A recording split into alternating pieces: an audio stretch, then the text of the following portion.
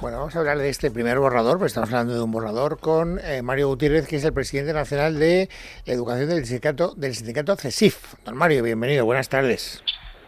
Hola, ¿qué tal? Muy buenas tardes. ¿Qué Bueno, tal? dígame, ¿este borrador va en la buena dirección o no? Digo, para no perdernos en dibujos. No va hacia ninguna dirección. Perdonadme que lo diga, el Ministerio de Educación tenía un objetivo cuando sacó este borrador y lo ha cumplido con creces, porque nos hemos puesto a mirar el dedo desde el sol, como se suele decir, y evidentemente no tiene absolutamente ningún criterio ni ningún objetivo que sea mejorar los graves problemas que informe tras informe y que como cuestión subjetiva tiene la sociedad española, con muchos criterios y argumentos para pensar así, de que la educación española no es la que requiere el alumnado y que requiere la sociedad. Pero hay una cosa que no, hay una cosa, perdone que le corte, don Mario, que no entiendo. Entonces, ¿cuál era el objetivo del ministerio al sacar este borrador? ¿Marear la perdiz? O sea, ¿tomarles el pelo? Pues no lo termino de entender. Evidentemente tomar el pelo a aquellos que quieren dejarse tomar el pelo. En esa mesa sectorial a la que se refiere había 4 grupos de trabajo. Evidentemente uno de esos grupos de trabajo era la formación o las competencias profesionales que los docentes deben tener y que para ello promueven un documento de 157 páginas que más allá de las palabras no cambian en nada la formación que actualmente tiene el profesorado, nada más que cambiando los términos a la nueva política, por decirlo así, y desde luego los otros 3 puntos del grupo de trabajo que forman verdaderamente la estructura de lo que es un estatuto de verdad de unos trabajadores, en este caso los docentes de la función pública, pues evidentemente se abandonan. Y evidentemente los medios periodísticos han cogido ese anzuelo y evidentemente pues no van a los argumentos.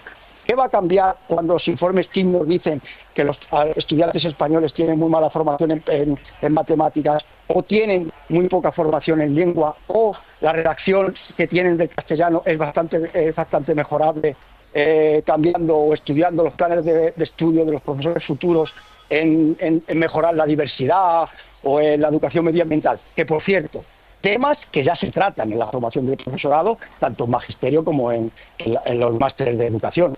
Por tanto, pues sí, creo que el Ministerio ha sido bastante exitoso en su objetivo. ¿Y esta opinión tan crítica, don Mario, es compartida por el resto de los sindicatos o no? No, no es compartida porque parece ser, yo creo que aquí tenemos que entender, y nosotros creo que lo hemos dicho varias veces, el gobierno central. Ya sabemos que esto está ahora en duda absoluta y no voy a meterme en política, pero es necesario decir esto. El gobierno central tiene competencias exclusivas sobre educación y las autonomías tienen sus competencias. En la mesa sectorial de educación del Ministerio de Educación hay que tratar solo aquellas cuestiones que tienen competencia exclusiva del Estado. Ni superar las que tienen las comunidades autónomas, ni, por supuesto, evidentemente, hacer dejación de funciones de las competencias exclusivas que tiene el Estado. Y estas competencias exclusivas tienen que ver pues con la ratio del alumnado, es decir, con el número de alumnos que tienen por clase, de los programas de formación que tienen que tener los estudiantes y de las condiciones básicas que tienen que tener los funcionarios como docentes y como, evidentemente, empleados públicos que pertenecen al Estado. Pero si tuviéramos que jerarquizar, digamos, las reivindicaciones que usted plantea, vamos, que usted plantea no, que su sindicato defiende, pensando en el profesorado, ¿cuál sería la número 1? Es decir, ¿qué es lo primero que tendría que hacer el gobierno?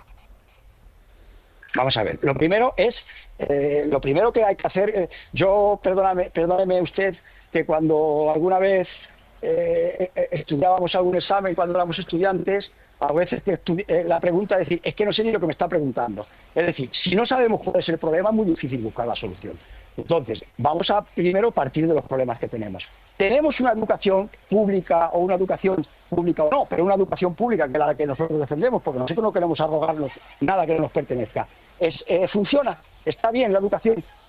¿Hay que mejorarla? Bueno, si queremos que hay que mejorarla, hay que mejorar la educación pública de los actuales estudiantes y del actual profesorado. Y por tanto, a partir de ahí, estos son los problemas. Buscar la solución de estos problemas. Y evidentemente no está en trabajar más la diversidad, ni en trabajar más otras cuestiones. Se trata de las cuestiones básicas. Creo que es vox populi que el número de alumnos que tenemos por clase evidentemente no puede ser soportado por los actuales programas de formación.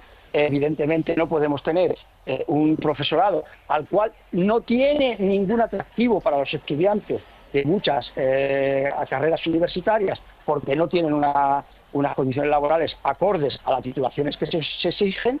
Y evidentemente tenemos una poca autoridad docente que permite que el clima en las aulas no sea el oportuno para dar bien clases, y con eso avanzar en, repito, tener una mejor formación en una Europa, y ya me meto en Europa, en la cual sabemos que tenemos muchas titulaciones que no tenemos y que evidentemente necesitamos importar, y eso es algo que no tiene ninguna razón. Pero entonces, don Mario, le pregunto, cuando hace el diagnóstico que usted acaba de hacer, ¿el gobierno no está de acuerdo con eso? Es decir, ¿entiende que ese no es el mal estructural que tiene el sistema educativo en nuestro país?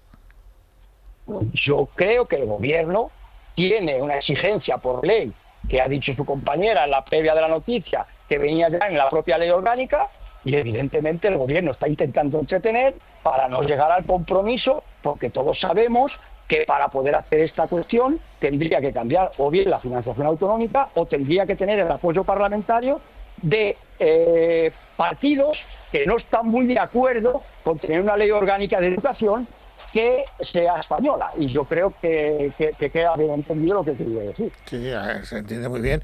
Largo me lo fiáis, entonces, es decir, que están ustedes empezando un debate que no va bien encaminado, vamos, que no tiene ni siquiera una dirección, como decía al principio de la conversación. Bueno, pues paciencia y barajar, don Mario, lo seguiremos y tendremos la oportunidad de ir viendo si avanza esta situación en alguna dirección.